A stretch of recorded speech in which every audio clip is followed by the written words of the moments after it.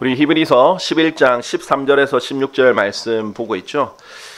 이 본문을 읽을 때마다 좀 가슴이 떨리는 그런 본문입니다. 우선 히브리서 11장에는요 많은 믿음의 영웅들이 나오는데요, 특히 이 관련해서 본문은 아브라함과 사라를 다루고 있습니다. 아브라함과 사라를 다루면서 이들 모두가 그 약속하신 것들을 받지 못한 채 믿음 안에서 죽었다라고 되어 있어요. 아브라함을 우리가 흔히 믿음의 아버지, 믿음의 조상이다 이렇게 부르는데요, 아브라함에게는 참 큰 믿음이 있었어요. 하나님의 말씀만으로 눈에 보이는 것 없이 믿었던 사람인데, 이 아브라함에게 많은 약속이 주어졌지만 대표적으로 우리 창세기 12장에 있는 말씀만 봐도 정말 받아들이기 힘들 만큼 아득한 그런 미래에 있을 일들을 믿음이란 이유로 다 받아들였던 걸 볼 수 있어요. 12절 보면 이제 주께서 아브라함에게 전에 이같이 말씀하셨더라. 창세기 12장 1, 2절인데 너는 너의 고향과 너의 친족과 너의 아버지의 집에서 나와서 내가 너에게 보여줄 지역으로 가라. 그리하면 내가 너로부터 위대한 민족을 만들겠노라 라고 했어요. 자, 일단 포기해야 되는 게 많습니다. 고향을 포기해야 돼요. 친족을 포기해야 돼요. 아버지를 포기해야 됩니다. 가족을 다 포기하고 너에게 보여줄 지역으로 가라 하면 가야 됩니다. 자, 그러면 내가 너로부터 위대한 민족을 만들겠다. 자, 얼마나 기다려야 위대한 민족이 자기에게서부터 위대한 민족이 나오는 것을 기다리겠어요. 자기 당대는 이루어질 수 없는 일이죠. 그리고 내가 너에게 복을 주겠고 너 이름을 위대하게 만들겠노라. 그런즉 너는 하나의 복이 되리라. 자, 이뿐만 아니라 나중에는 땅에 대한 약속도 줍니다. 자, 너가 이 땅들을 봐라. 나 이 땅들을 너에게 주겠다. 그런데 뭐예요? 아브라함은 한 번도 그 땅을 못 받았어요. 심지어는요, 내가 너로부터 위대한 민족을 만들겠다라고 했는데 86살까지 하나님께로부터 받은 자식이 없어요. 그 전에 하도 못 기다려서 어떻게 했어요? 결국 그러고 나서 86살이 되니까 이스마엘을 낳게 됐습니다. 그것도 하나님 약속 기다리지 않고 이제 하나님은 사라로부터 주기를 원했는데 첩을 들여가지고 이제 이스마엘을 낳게 됐죠. 근데 그 이후에도 사실 하나님의 방법으로는 99세가 될 때까지 자식이 없었던 거예요. 아니, 위대한 민족을 주신다고 해놓고 자식 한 명 안 주셨습니까? 그럴 수 있잖아요. 그 당시 사람들은 자식을 많이 낳았거든요. 다른 사람들은 계속 자녀들을 낳고요. 어떤 사람들, 성경에 기록된 사람들 보면요, 뭐 12명씩도 낳고 아주 많이 낳습니다. 한 4-5명 기본으로 많이 있는 편이죠. 요즘 들어서 우리가 이제 사람들이 자식들 많이 안 낳아서 그렇죠. 예전 사람들 보면 더 많이 낳잖아요. 근데 유독 이제 아브라함과 사라는 자식을 못 낳았어요. 그런데 하나님이 말로는 위대한 민족을 내가 주겠다 이렇게 했고, 내가 이 땅을 너의 소유로 주겠다 그랬는데 죽을 때까지 땅을 소유로 못 받았어요. 죽을 때까지 아브라함은 타국인으로 살았어요. 그래서 창세기 23장 4절에 아브라함이 이렇게 고백합니다. 나는 타국인이요 그대들과 더불어 체류하는 자라. 그러니까 잠시 체류하는 거예요. 여러분 잠깐 미국에 체류할 수도 있는 거고, 어떤 나라에 가서 잠깐 체류할 수 있겠죠. 잠깐 머물러 있는 겁니다. 체류하다가 이제 참 일시적으로 머물다라는 뜻인데요. 그렇게 할 수 있어요. 그래서 아브라함은 특징이 뭐냐면 집을 짓고 살지 않았어요. 천막에 살았습니다. 언제든지 접고 이사할 수 있도록. 여기 가라면 여기 가고 저기 가라면 저기 가고. 아브라함은 심지어 히브리서 11장 우리 오늘 본문 있잖아요. 앞쪽에서 보면 성경에서 이렇게 말해요. 믿음으로 아브라함이 어떻게 했냐면 18절에 믿음으로 아브라함은 그가 장차 유산으로 받게 될 장소를 향하여 떠나가라는 부르심을 자신이 받았을 때 순종하였느니라. 그리하여 그가 자신이 어디로 가야 하는지도 모른 채 떠나갔느니라 했어요. 일단 떠나라는 거예요. 내가 앞으로 보여줄 지역이 있는데 그 지역에 도착할 때까지 계속 계속 가. 그러니까 어디 가야 될지 모르고 그냥 방향만 알고 계속 가는 거예요. 그러니까 천막에 살면서 정착을 못 합니다. 집을 지으면 거기에 살아야 되잖아요. 그렇죠? 천막에서 언제든지 접고 이동할 수 있도록 평생 그렇게 살았어요. 그리고 심지어는 나중에 이 지역을 내가 주겠다 약속한 뒤에도 하나님께서 주시지 않았기 때문에 계속 천막 가운데 생활을 했습니다. 그래서 약속하신 것들을 전혀 받지 못하고 죽었어요. 그 중에 이제 자식만, 이제 이삭은 보았죠. 이삭은 봤는데 민족을, 위대한 민족을 보진 않았잖아요. 이 땅도 아직 땅도 받은 적이 없잖아요. 그래서 이 약속하신 것들을 받지 못한 채 믿음 안에 죽었어요. 이게 진짜 믿음이에요. 죽을 때까지 그 약속을 못 받아도 죽음 이후에라도 나는 받을 수 있다라고 믿는 거예요. 여러분 어떻게 그게 가능하겠어요? 세상 사람들은 절대 이해할 수 없겠죠. 죽고 나서 받는 게 무슨 소용이냐. 그래서 죽기 전에 받아야지. 그것도 죽기 전도 한 80세, 90세, 100세 돼서 내가 뭘 누리기 힘든 그때가 아니라 지금 빨리 받아야지. 기본적으로 그래서 세상 사람들은 조급해요. 약속을 기다릴 수가 없습니다. 이 생이 다이기 때문에. 그런데 우리는 그렇지 않아요. 믿음은 여유를 줍니다. 믿음은 인내를 줄 수 있어요. 왜 그러냐? 우리는 이 삶이 끝이 아니거든요. 어떻게 아브라함이 이 약속을 나중에 결국 다 받게 되는 줄 아십니까? 아브라함은 부활할 거거든요. 부활해서 예수님과 함께 와서 정말로 그 약속했던 그 약속의 땅을 다 받을 거예요. 지금 비옥한 초승달이라고 부르는 그 중동 지역을 다 받을 겁니다. 유프라테스 강부터 나일강까지 있는 그 지역을 다 받을 거예요. 그리고 정말 자기 눈으로 위대한 민족 이스라엘이 전 세계의 수도 국가가 돼서 사람들이 이스라엘을 통하지 않고서는 하나님께 와서 경배할 수 없는 그런 위대한 민족이 되는 것을 볼 겁니다.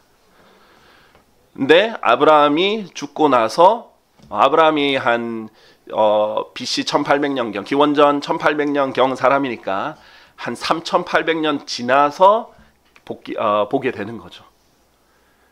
자, 이게 믿음입니다. 믿음이 없으면요 38년도 잘 못 기다려요. 그런데 믿음이 있으면요 3008년도 기다릴 수 있습니다. 3800년도 기다릴 수 있어요. 이게 믿음의 특징이에요. 우리는 하나님의 말씀이 확실하다는 믿음이 있기 때문이에요. 아브라함도 그랬어요. 아브라함이라고 전에 잠깐 말씀드렸지만 항상 믿음이 좋았던 건 아니지만 그래도 하나님께서 연약했던 때를 하나님께서 잊어주시고 또 믿음이 강하게 끝까지 붙잡았던 부분을 인정해 주십니다. 나중에 돼서는요 아브라함이 그 믿음이 흔들리지 않은 채 부활에 대한 소망을 두고 자기 독생자 이삭을 바치기도 해요. 하나님께서 바치라고 했으니까. 하나님이 안 멈췄으면 분명 죽는 거였어요. 이삭은. 그런데 그 믿음이 뭐였어요? 하나님께서 이삭도 주셨는데 기적적으로. 근데 무조건 이삭을 통해서 하나님께서 이 언약을 약속하셨는데 이삭이 죽더라도 하나님께서 다시 살리시겠지. 그 믿음으로 바친 거거든요. 이 믿음이 있기 때문에 죽을 때까지 약속들을 못 받아도 이 믿음이 흔들리지 않고 없어지지 않는 겁니다. 여러분 중에 우리도 다 마찬가지 포함입니다. 휴가를 간절히 소망하고 기다리는 사람이 있을 거예요. 예수님이 다시 오신다는 것을 간절히 믿고 있으실 겁니다. 그러나 혹 여러분 중에 여러분이 살아있을 때 그 약속을 못 보고 죽으실 수도 있습니다. 사람은 어떻게 되는지 모르니까요. 나이가 꼭 젊다고 오래 사는 법은 아니니까 어떤 일이 있을지 모르잖아요. 그러더라도 그 믿음은 절대 포기하지 마시길 바랍니다. 그 소망은 절대 저버리지 마시길 바랍니다. 저는 우리 성도들이 그럴 거라고 믿습니다. 내가 내 눈으로 지금 당장 못 본다 할지라도 일은 반드시 일어날 일이다. 근데 그만큼 하나님께서 또 많은 증거를 주셨기 때문에 여러분이 확고히 믿을 수 있는 겁니다. 자, 아브라함은 이랬던 사람이에요. 그래서 아득히 떨어져 있는 그것들을 보았다라고 돼 있어요. 아브라함 입장에선 적어도 3800년은 지나야 되는 겁니다. 아득히 멀리 떨어져 있는데 그것을 봤다라고 했어요. 어떻게 봤어요? 믿음으로 보는 겁니다. 믿음은 보이지 않는 것들을 증명해내는 것이고요. 그것들을 바라볼 수 있는 능력입니다. 자, 그래서 아브라함은 평생 보지도 못했지만 평생 보았던 사람이에요. 이 약속들을 받지도 못했지만 약속들을 이미 받은 것으로 확신했던 사람입니다. 그래서 그것들에 대해 확신하게 되었으며 그것들을 기꺼이 받아들였다라고 했습니다. 자, 여러분 보지 못하는데 어떻게 확신하겠어요? 알지 못하는데 어떻게 믿겠습니까? 하나님께서는 여러분에게 볼 수 없는 것을 믿음으로 보게 해주셨어요. 그러면 믿음으로 성경을 통해 여러 가지를 보잖아요. 그러면 확신을 갖는 겁니다. 자, 세상 사람들 이런 말 많이 하죠. 나는 보지 않으면 안 믿어. 우리는 봅니다. 그리고 확신합니다. 믿음으로 보고 믿음으로 확신해요. 그런데 정말 눈에 보는 것보다 더 선명하게 봅니다. 우리는. 그것은 성경을 믿어본 사람만 알아요. 귤을 먹어본 사람이 귤맛을 알지, 아무리 말로 묘사를 해도 귤맛을 어떻게 알겠습니까? 하나님을 믿어본 사람, 하나님의 약속을 믿어본 사람, 그렇게 해서 하나님에게 기도응답을 받아본 사람, 또 성경이 얼마나 정확하고 확실한지 공부해서 그것을 증명해낸 사람이 하나님께서 그렇게 하실 거라는 확신 가운데 살지, 읽지도 않고 공부도 하지 않고 믿어본 적도 없는 사람이 어떻게 그것을 알겠어요? 그러니까 그리스도인들은 정말 본 사람이에요. 보니까 확실하고 그것을 기꺼이 받아들이는 거예요. 자, 이렇게 했을 때 여러분에게 큰 특징이 있습니다. 아브라함이 그랬듯이 여러분도 그렇거든요. 여러분에게도 똑같이 땅에 대한 약속이 있어요. 하나님께서 유산을 주겠다 했어요. 자, 언제? 이 땅에서 말고. 예수님 믿으면 부동산이 생긴다. 그러면 얼마나 많은 사람들이 벌떼처럼 몰려들겠습니까? 예수님 믿으면 서울에서 집 한 채 생긴다. 그러면 많이들 믿겠죠. 그런데 그것보다 더 좋은 약속이 뭐예요? 이 땅에서의 부동산은 여러분이 아무리 오래 가져봤자 몇십 년을 가지겠어요. 얼마 못 가져요. 그런데 여러분이 예수님을 믿으면 천년 왕국에서, 그것도 그냥 아파트 한 채가 아니에요. 아파트 사실 외국 사람들은 아파트 별로 안 좋아하죠. 그냥 널찍한 집에서 그냥 혼자 사는 걸 좋아하지, 막 닭장처럼 있다고 싫어해요. 물론 우리나라 아파트는 특징이 막 인프라도 잘 갖춰져 있고 특징이 좋은 특징들이 있지만, 그런데 이 땅 위에 이렇게 오밀조밀하게 채워진 이 아파트 한 채가 아니라, 이게 한 방 몇 개 있는 그거 하나가 아니라 땅을, 아예 도시를 주신다고 그랬어요. 그래서 누가복음에 보면은 10파운드, 10파운드를 받은 사람 중에 보면은 10도시들을 다스리는 하나님께서 권능을 주신다 그랬어요. 10개 도시를 다스리는데 뭐처럼 왕으로서 다스린다 그랬어요. 그것을 주신다는데, 그렇죠? 근데 여러분 죽을 때까지 그건 못 받아요. 여러분이 아무리 잘 믿어도 서울을 여러분에게 지금 당장 주시지 않습니다. 여러분이 아무리 잘 믿어도 뭐 도시들 10개 주시지 않습니다. 그런데 죽고 나서 받습니다, 여러분. 그리고 휴고되고 나서 여러분은 받게 됩니다. 그 약속들, 근데 죽을 때까지 소망하면서 살다가 죽어도 여러분은 후회가 없는 거예요. 왜냐하면 이거 반드시 이루어질 거니까. 그러니까 여러분이 바이블 빌리버라는 게 뭐예요? 성경은 반드시 이루어진다. 그 믿음을 여러분은 경험한 거예요. 그것을 본 거예요. 여러분이 지금 눈앞에 보는 이 강대상보다 더 확실한 게 성경에 기록된 거예요. 자, 이 강대상은 무너질 수 있어요. 이 강대상은 곧 사라질 수도 있습니다. 썩어집니다. 없어져요. 제가 부서뜨릴 수도 있어요. 그러나 하나님의 약속은 그럴 수 없습니다. 자, 그런데 이 아브라함이 어떻게 고백을 했냐면요, 자신들이 지상에서는 타국인들이요 순례자들이었음을 고백하였느니라 라고 말합니다. 자, 믿음이 이런 행동을 낳습니다. 믿음이 잘 성장하면 열매를 낳는데, 이 열매가 타국인들이고 순례자들이었으면 이 지상에서는 고백하는 거예요. 자, 말씀드렸죠. 아브라함은 평생 천막 속에서 살았습니다. 평생 순례하면서 살았어요. 평생 타국인으로서 살았지 정착하지 않았습니다. 여러분도 마찬가지라고 성경에서 알려주시는 거예요. 여러분은 이 땅이 여러분의 본향이 아닙니다. 여러분은 영원히 이 땅에 사는 게 아니에요. 여러분은 여기 잠시 체류하고 있습니다. 여러분 여기서 타국인이고 순례자로서 살고 있는 거예요. 자, 그런데 이 믿음이 아브라함의 믿음이었을 뿐만 아니라 이스라엘 사람들도 그렇게 살았습니다. 자, 레위기 25장 23절에 보면요, 토지는 영구적으로 매각되어서는 아니 되느니라. 이스라엘 땅의 특징은 영구 매매가 없습니다. 자, 우리나라에서는 부동산 거래하면 기간이 안 설정돼 있잖아요. 특히 임대를 하지 않는 이상 그냥 사면 그냥 내 거예요. 근데 참 웃기죠. 그래봤자 얼마나 쓴다고. 영원인 것처럼 매입을 하는 겁니다. 그래봤자 내가 누릴 거는 얼마 안 되잖아요.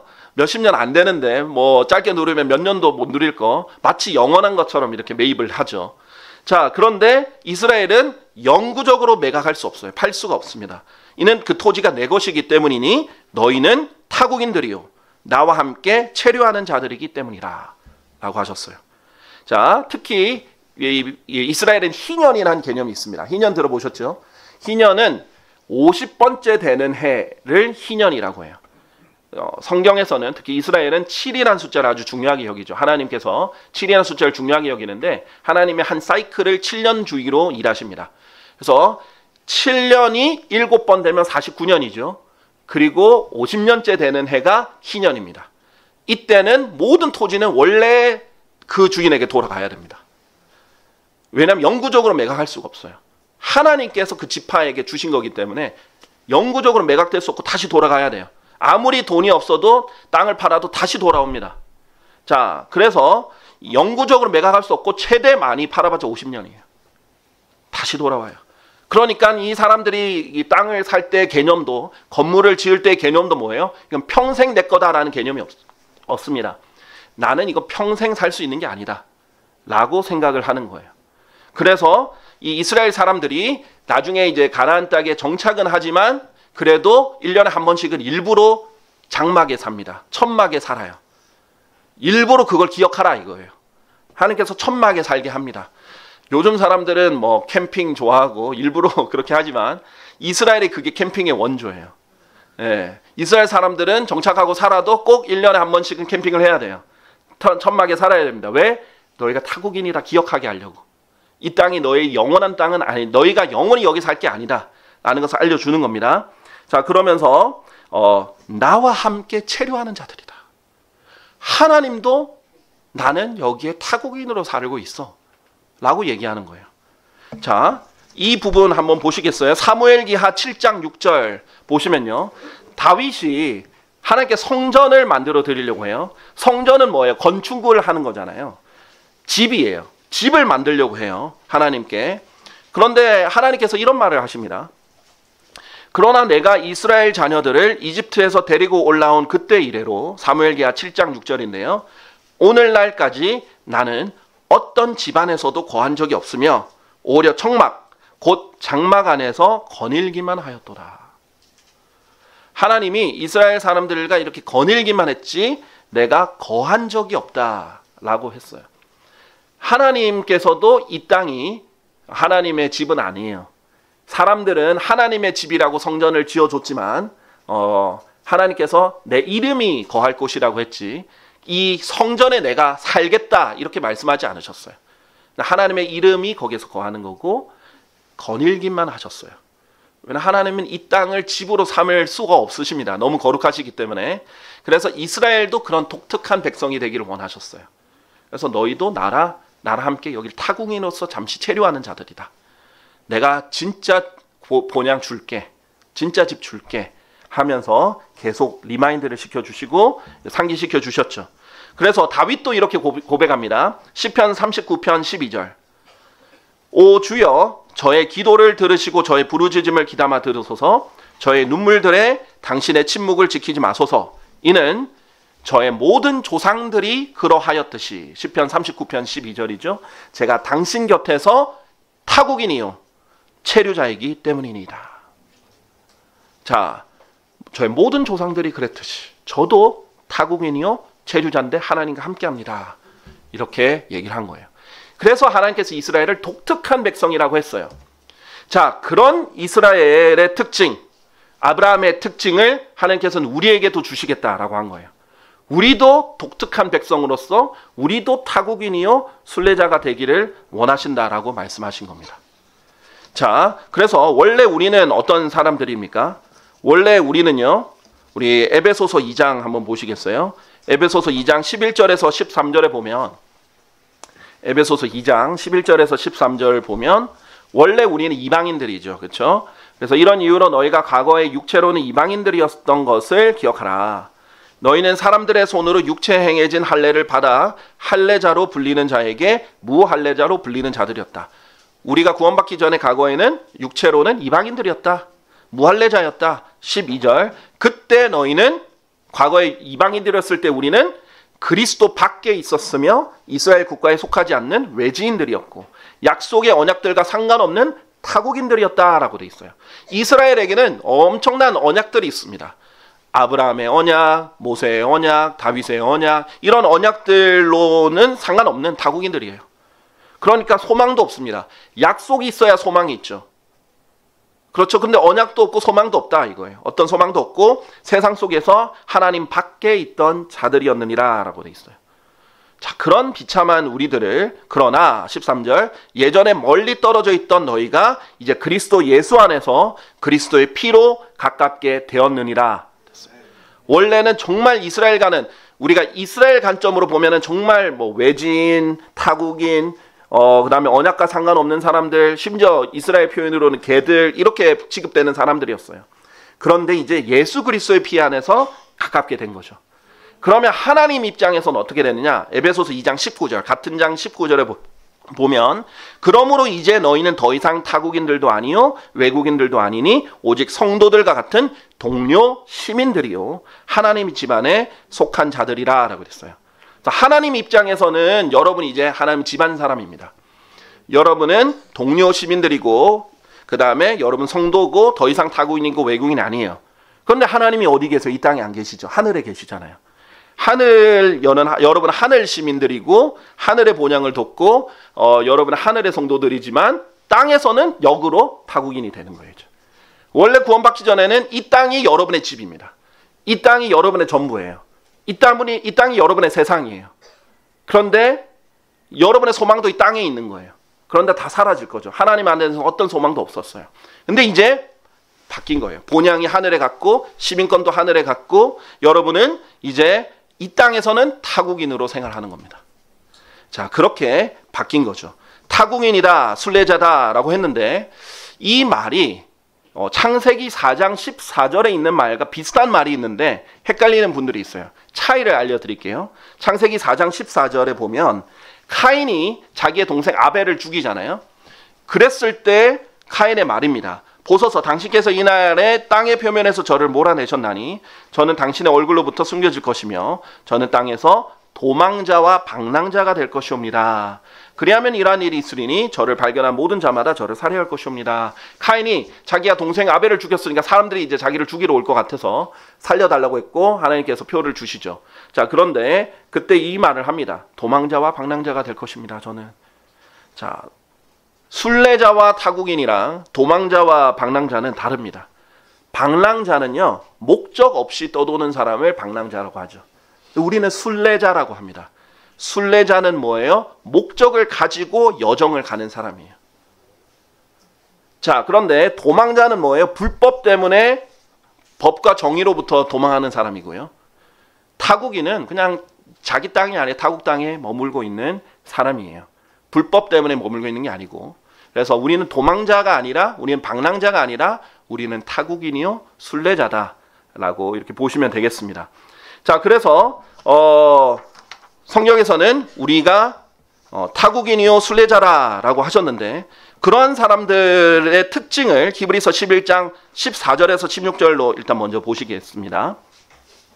이는 그러한 것들을 말하는 자들은 자신들이 어떤 본향을 찾고 있음을 분명하게 선언하기 때문이라. 자, 13절까지는 아브라함과 사라를 얘기했다가 이제 14절부터는 우리를 얘기합니다.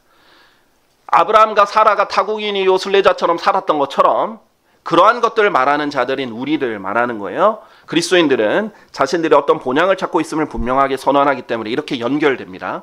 15절, 그런즉 참으로 만일 그들이 자기들이 낳은 본향에 관하여 유념하였다면 그들은 되돌아갈 기회가 있으리라. 자, 저는요 이 부분이 굉장히 와닿아요. 여러분이 진짜 찾는 본향이 이 땅에 있었으면, 그러면 여러분은 되돌아갈 기회가 얼마든지 있죠. 저는 이제 고향이 부산이니까 얼마든지 고향으로 갈 수도 있어요. 그리고 저는 미국에 살 때 이것을 많이 느꼈습니다. 자, 타국인으로 산다는 것이 어떤 것인지를 많이 느꼈어요. 제가 이제 한국에 온 여러 이유 중에 하나인데, 그때는 그렇게 크진 않았는데 지금 좀 더 와닿기는 해요. 제가 미국에 13살 때 갔는데, 처음에 너무너무 향수병이 있는 거예요. 너무 다시 고향으로 가고 싶은 거예요. 아니, 타국 땅에 왔는데 모든 게 너무 힘들어요. 말도 잘 안 통하죠. 아무리 영어를 배웠어도 갑자기 미국에서 기숙사에서 24시간 애들이랑 생활하는데 어떻게 갑자기 원활하게 되겠습니까? 말도 잘 안 통하지. 문화도 너무 다르죠. 그 다음에 음식도 다르죠. 여러분 김치 없이 한 2달만 한번 생각해 보십시오. 제가 원래 편식을 아주 어렸을 때 좀 했었거든요. 초등학교 2학년 때. 근데 그때 이제 부모님 따라서 유럽 여행을 한 달 다녔었는데 그때만 해도 한국 식당이 유럽에 많이 없었어요.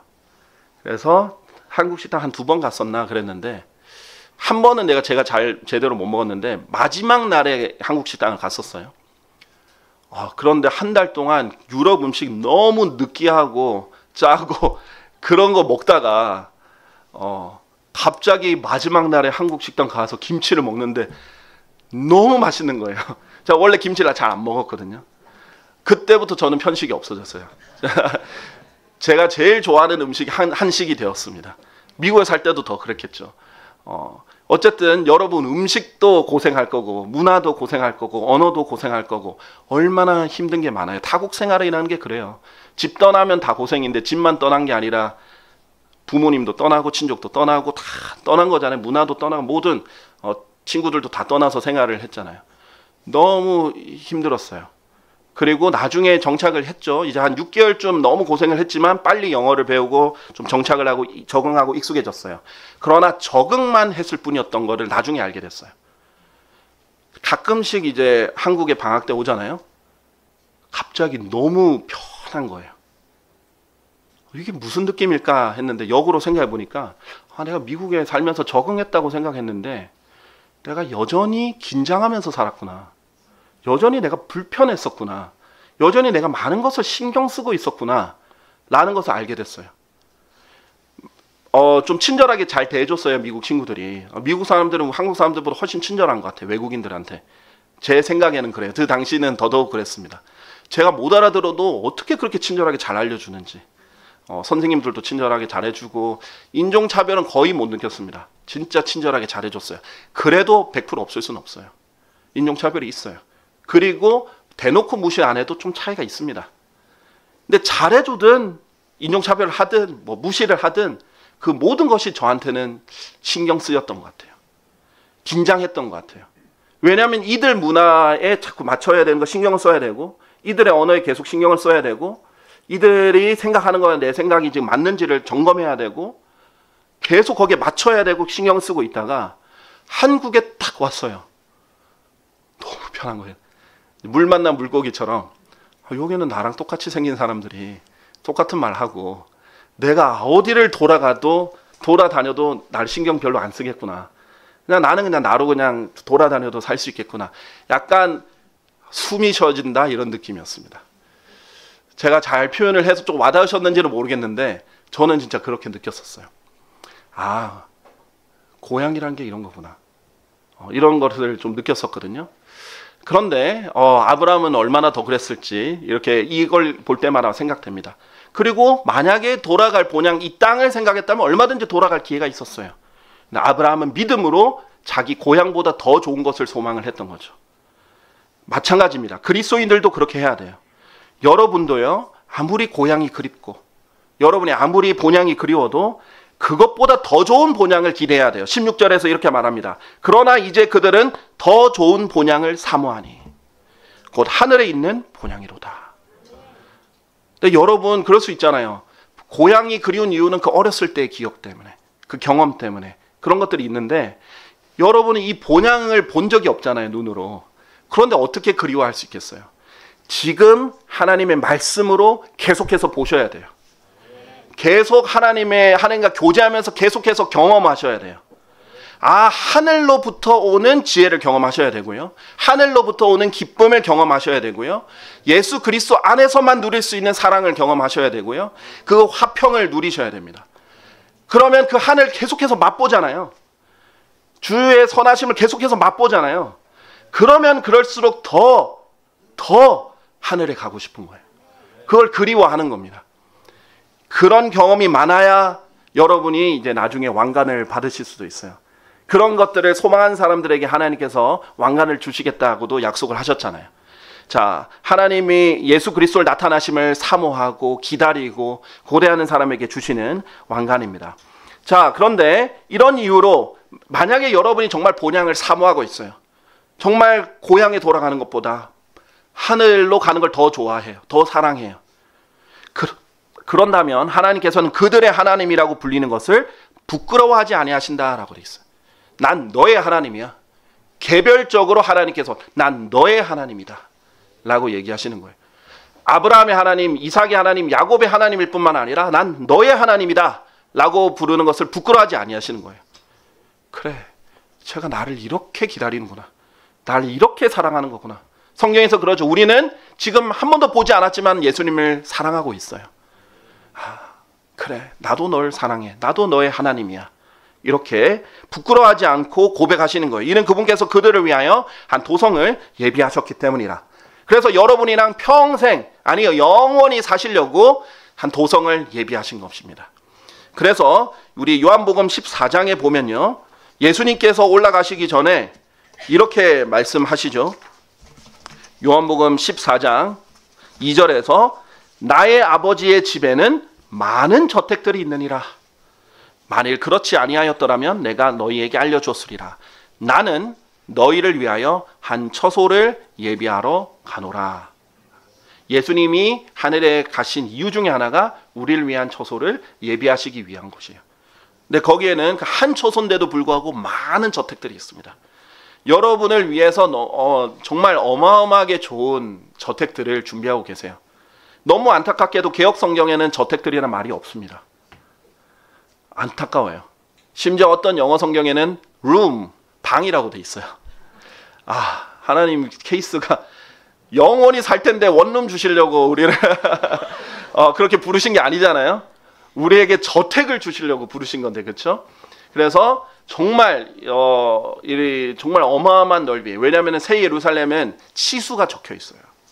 그 치수를 좀 역산해보고 그다음 지금까지 구원받은 사람을 좀 추산해보잖아요. 대략 여러분 개인에게 서울의 하나의 동 정도, 한두 개의 동 정도의 크기를 주실 거예요. 그게 여러분 개인 저택입니다.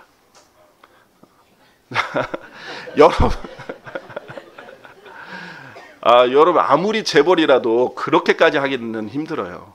여러분 평생 목표를 정원 있는 집 살고 싶다. 그거 상상할 수 없을 만큼 하나님께서 너무나 어마어마한 저택을 예비해두고 계신 거예요. 여기서 고생해서 고작 그런 거 위에요. 몇 년 못 누릴 고작 그런 거 위해서 소망하고 사실 거예요. 하늘 위해서 사셔야죠. 네, 여러분은 정말 하늘 시민권을 가진 사람이에요. 그러면 여기가 내 집이야. 여기서 내가 영원히 살 거야. 여기 내가 소유한 게 영원히 내 거야. 이 집도 내 거고 이 차도 내 거고 다 내 거야 하면서 막 욕심 가득하게 살 게 아니에요. 욕심 부릴 게 뭐가 있어요. 우리 하늘에 상급을 쌓으면 되고 하늘을 고대하면 되잖아요. 그래서 여기에서 여러분은 그냥 타국인으로 사는 거예요. 순례하고 다니는 거예요. 하나님 가라는 데 가는 거예요. 하나님 하라는 거 하는 거예요. 이제 정말 좋은 곳이 올 것이기 때문입니다.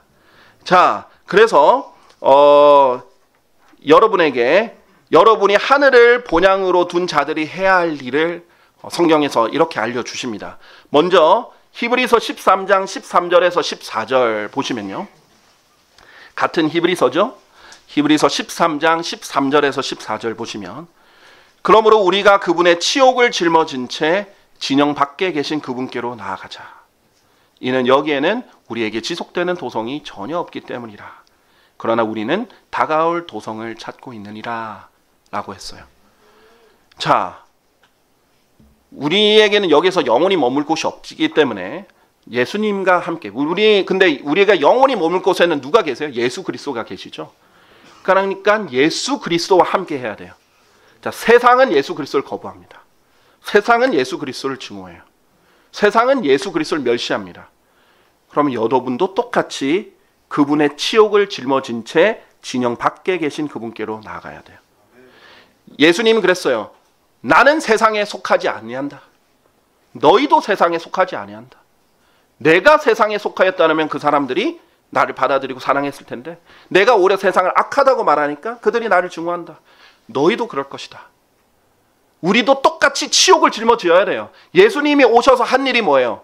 예수님 오셔서 어떤 범죄를 저질렀습니까? 누굴 죽이기라도 했습니까? 누구에게 뭐 욕을 했어요? 누구에게 피해를 끼쳤습니까? 한 것마다 다 선한 일이에요.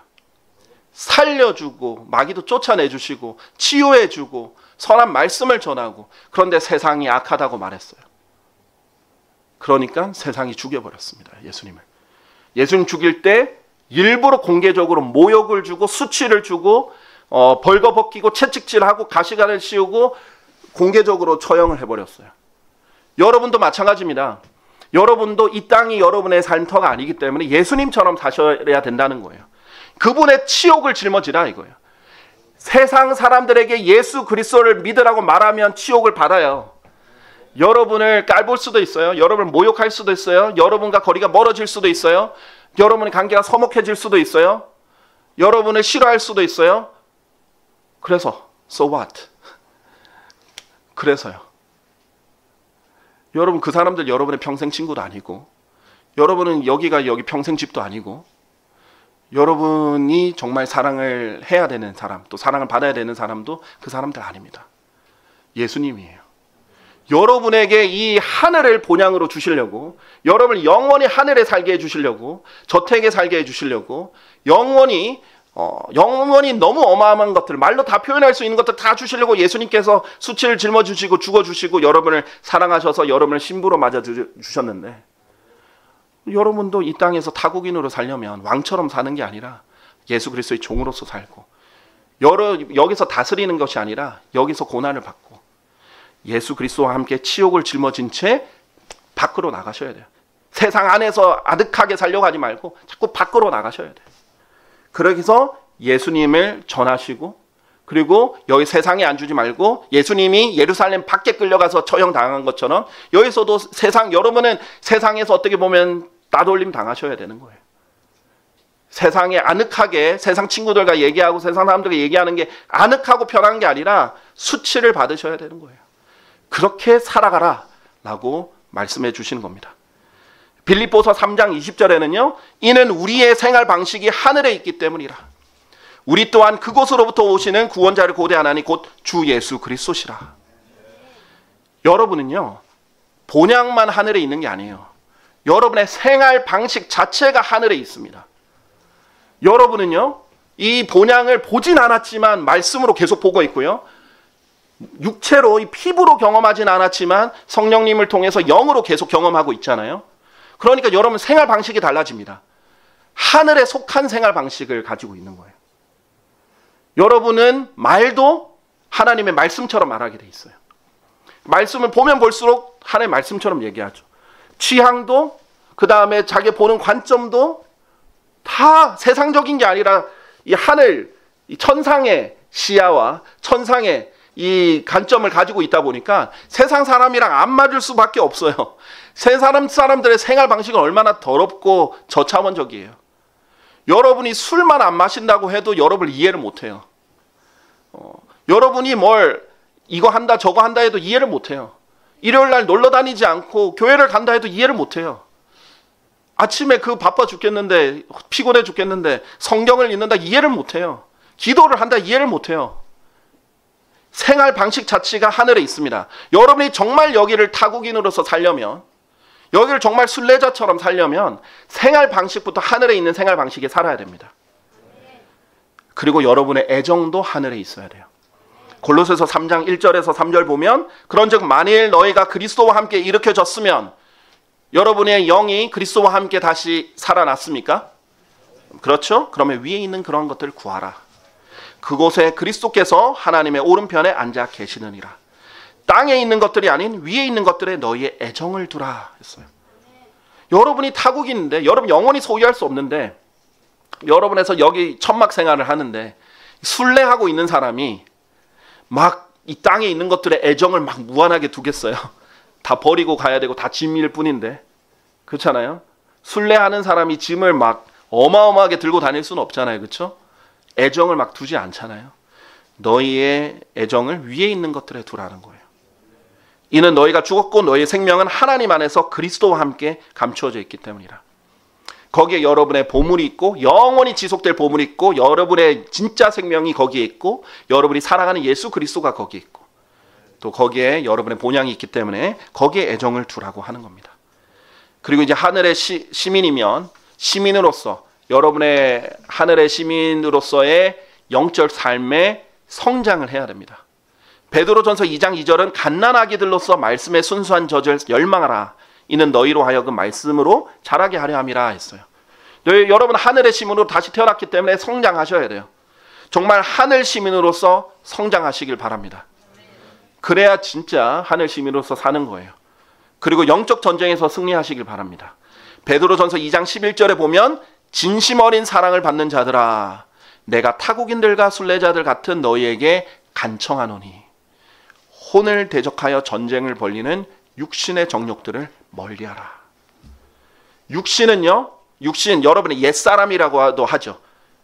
여러분의 육신과 옛사람은 하나님께서 이미 십자가에 못 박혔다라고 하셨는데도 계속해서 나는 살아있어 라고 거짓말하면서 여러분을 속여요. 그리고 계속 뭘 원해 이것 줘 저것 줘 이거 원해 저거 원해 계속 애처럼 칭얼칭얼 대면서 해달라고 이거 하자 이렇게 얘기를 해요. 자, 근데 믿음으로 넌 죽었어. 이건 내가 아니야. 내가 원하는 게 아니야. 새 사람이 원하는 게 이거야. 내가 정말 원하는 것은 죄가 아니야. 내가 정말 원하는 것은 거룩함이야. 이렇게 믿음으로 승리를 해야 되는데 어쨌든 이 육신이 여러분에게 계속 정욕들, 막 온갖 욕심들과 정욕들을 여러분에게 막 이렇게 할 때 여러분 혼을 대적하여서 전쟁을 벌이는 것이라 그랬어요. 이게 여러분이 육신과 벌리는 전쟁이에요. 매일의 전쟁이 있습니다. 매일 육신이 여러분을 죄로 끌어들이려고 욕심으로 가득 채우려고 계속 여러분의 혼을 대적해서 전쟁을 벌이고 있어요. 거기에서 매일 승리하지 않으면 여러분의 혼의 선택이 자꾸 육신적으로 가는 거예요. 그러면 뭐예요? 세상적인 선택을 하고 세상적인 경로를 가고 여러분의 눈이 점점 멀어버리는 겁니다.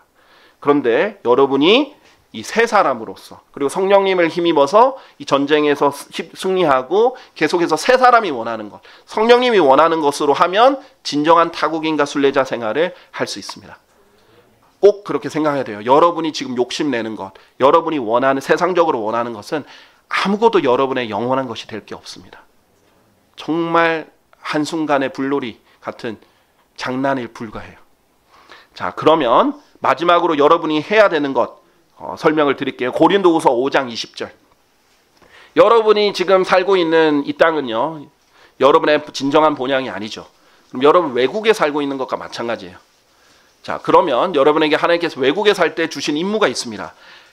고린도후서 5장 20절에 그렇다면 이제 우리는 그리스도를 위한 대사들이니 마치 하나님께서 우리를 통하여 너희에게 간청하신 것과도 같도다. 우리가 그리스도를 대신하여 너희에게 간구하노니 너희는 하나님과 화해하라. 대사는 뭐예요? 자기 나라를 대표해서 외국에 가서 타국에 가서 생활하는 사람입니다. 여러분 그냥 지금 타지에서 잠깐 그냥 할 일 없이 머무는 거 아니에요. 순례자는 목적이 있다 그랬죠. 여러분에게는 임무가 맡겨 있어요. 여러분은 셋째 하늘을 대표하는 새 예루살렘을 대표하는 대사들로서 이 땅에 파견 나와 있는 겁니다. 그래요. 여기 외국이에요. 여러분에게 타국입니다. 여러분은 본향이 아니에요. 근데 대사로서 예수 그리스도를 대표해서 하늘을 대표해서 여기서 이 사람들에게 하늘이 어떤 곳인지를 알려야 됩니다. 하나님이 어떤 분인지 여러분이 속해 있는 국가의 왕이 어떤 분인지를 알려야 돼요. 여러분이 생활이, 여러분의 말이, 여러분의 모든 것이 하늘을 대표하는 것이에요. 그래서 여러분은 그리스도를 위한 대사들로서 사람들에게 지속적으로 알려줘야 돼요. 너희는 하나님과 화해하라. 가능하면 그 사람의 입국 심사 절차도 밟아주시고 이제 그리스도의 왕국으로 옮겨주시기도 하셔야죠. 그 일을 위해서 여러분 하나님께서 남겨주신 겁니다. 여기서 좀 더 즐기고 좀 더 편하고 좀 더 왕처럼 지내려고 하나님께서 여러분을 살려두신 게 아니죠. 그렇죠? 여기에 타국인으로서 왜 사는 거예요? 목적이 있습니다. 그냥 견디고 전쟁만 하라고 있는 것이 아니에요. 여러분에게 해야 될 임무는 하늘의 대사로서 하늘을 알려야 돼요. 예수 그리스도를 알려야 됩니다. 그렇게 했을 때 진정한 타국인과 순례자의 생활을 할 수 있는 것으로 믿습니다. 아멘. 우리 다 같이 일어나셔서요. 우리 찬송가 318장 저 높은 곳을 향하여 찬송하실 텐데요. 찬송하기 전에 반주자께서 찬송가 318장 반주하실 때 오늘 하나님의 말씀을 듣고 하나님의 말씀에 반응하는 시간을 가지시길 바랍니다. 세상은 이제 연말 연시라고 이제 떠들썩하고 축제, 파티, 술 등으로 이 세상에 있는 것들을 누리며 이 세상에 있는 것들을 즐기며 마치 이 세상이 영원할 것처럼 살아가고 있습니다. 그러나 그리스도인들은 이 세상은 곧 하늘과 땅이 모두 불태워 없어질 곳이라는 것도 알고 있고요. 이 땅이 절대 영구하지 않고 이 땅에 있는 모든 것은 다 사라질 것이라는 것을 알고 있습니다. 그런 그리스도인으로서 정말 이 땅을 타국인과 순례자로서 알고 또 하늘의 시민으로서 살아가는 여러분이 되길 정말 바랍니다. 그래서 오늘 이 하나님의 말씀을 듣고 하나님께 반응하시고 또 하나님께 기도하시며 자기가 혹시 이 땅에 정말 타국인으로 산 게 아니라 정말 이 땅에 영원히 살 것처럼 사는 것이 있다면 하나님께 자백하시길 바랍니다. 그리고 정말 이 땅에 그리스도의 대사로서 살아간 것이 아니라 정말 그냥 이 세상 사람과 동일하게 녹아들어서 생활을 했다면 그것 또한 여러분이 자백하시고 또 하나님께 나아가서 자기가 하늘의 시민으로서 하늘에 있는 더 좋은 본향을 사모하겠다고 고백하시길 바랍니다. 이 하늘의 생활 방식을 갖고 살아가시길 바랍니다. 하늘의 애정을 두고 살아가겠다고 고백하시고 하나님의 군인으로서 영적 전쟁에 승리하겠다고 또 그리스도를 위한 대사들로서 살겠다고 하나님께 다짐하는 시간 되시길 바랍니다. 기도하시길 바랍니다. 하나님의 말씀 위해서 또 예배를 마치면서 기도하도록 하겠습니다.